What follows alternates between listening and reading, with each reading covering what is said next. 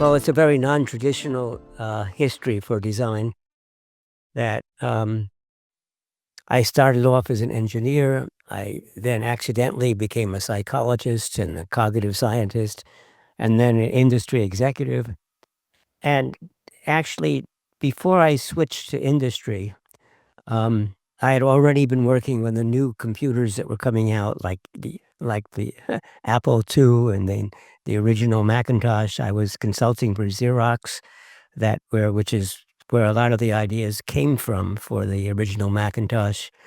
And and so I retired from the university in 1993, thinking I'd really like to see what industry was like. And I went up to Apple, where I started a group that I called User Experience, the name that is now caught on, although in my opinion badly misused, and became a vice president of technology. And that's also where I discovered design, although it's not quite where I discovered design, because before I joined Apple, I wrote this book called The Psychology of Everyday Things, got retitled to be The Design of Everyday Things. But I really didn't know much about the profession called design, which is what I encountered at Apple. And from then on, I've decided to call myself a designer. So I'm not a traditional designer because what I cared about was about the usability of design.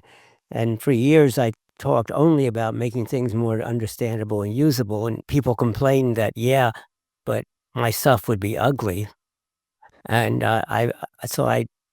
but I knew that aesthetics was important and emotion was important, but I didn't know how to write about it, because the field of emotion was very, very new and not much had come out yet. But after my experience at Apple and starting the Nielsen Norman Group, I followed a client to Chicago in a company that didn't work.